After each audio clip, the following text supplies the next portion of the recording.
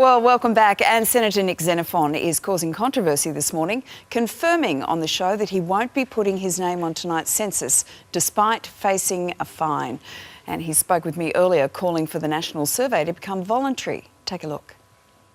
I just think remove the compulsion, make it voluntary, bring citizens on. We should have rule of law, not rule by law, where people are compelled to fill out this information. All right, time now for the Mixed Grill with Shelley Horton and Ben Fordham. Good morning to you. Morning, Lisa. Now, Ben, should the census be compulsory?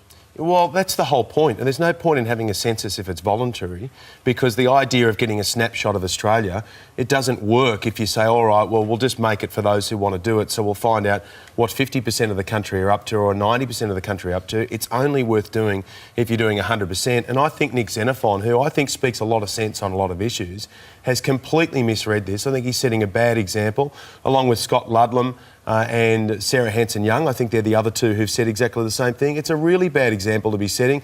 The census, as annoying as it might be, gives our politicians a snapshot of where we are so they can direct funds in the right areas for the right things. What about a dumb thing to do. What about if just putting your name was voluntary, but the rest of it was compulsory? Why? But why do you think they need our name? Because it's about the information. This is becoming the tinfoil hat brigade of people being scared that there are aliens who are reading our minds. I mean, do we think that the government is that interested in every single one of us that they're going to pour over the detail and go, wow, no, look, Lisa Wilkinson, look, no, I mean, I think most people's concern is more about hackers. Because, Shelley, I mean, the CIA wasn't unable to stop hackers.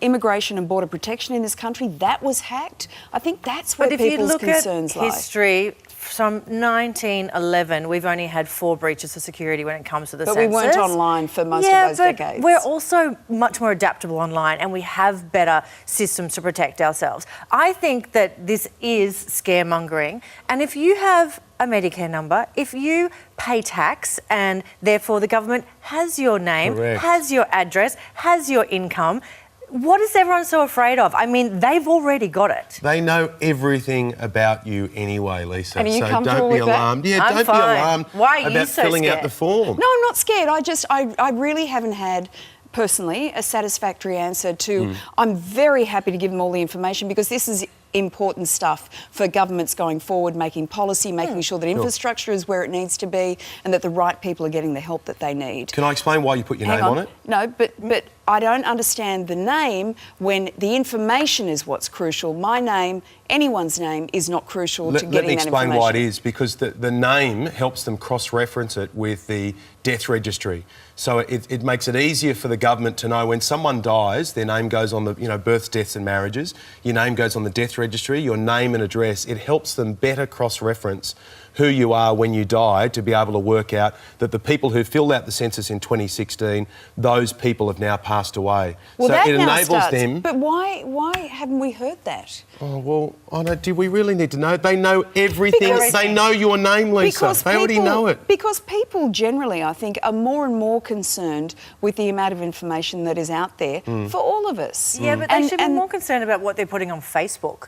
Things that are actually... I don't disagree with that. That is actually much more of a concern for me than the census. OK, moving on. Reality TV star Kim Kardashian has told a press conference for female bloggers in Los Angeles that she is not a feminist. She's distanced herself from having any labels and wants a new word for female empowerment. So, Shelley, she doesn't want to call herself a feminist. She doesn't like labels. She doesn't mind wearing them, though. Yeah, exactly. I've got a few labels. No, the thing is, I would say that she is a feminist. She just doesn't realise it. A feminist just wants equal rights for men and women. She actually is an incredible businesswoman. She is leading the path for a lot of women in the tech side, the tech industry. She's got apps worth $200 million.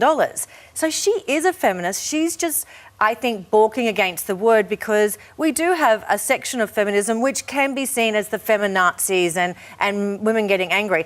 I say embrace them all. I love it. I love a bit of a debate. And until we're equal, we need to keep using the word. I don't think changing the word's going to make a difference. And that's the thing, Ben, because, I mean, Kim Kardashian is in a very privileged position and she's basically saying, look, I'm fine, but I don't care about the majority of women who live in the third world, who don't have access to clean water, who don't have... No, but what But she's if saying you're is, saying, I'm not a feminist because we're all fine now. Well, we're actually not. Those women don't have access to contraception, to education. But Genital has she mutilation said that? is Has she still said an that issue. we're all fine now? I think she's just saying, and look, Kim Kardashian may not be a feminist, but I am. I'm a feminist, and but I respect the right. I think if you believe in feminism or equality, you respect the right of people to identify with whatever they want, and if they don't, like Julie Bishop, our foreign minister, she has in the past upset some feminists by saying, "Look, I don't identify myself as a feminist. I identify myself as a woman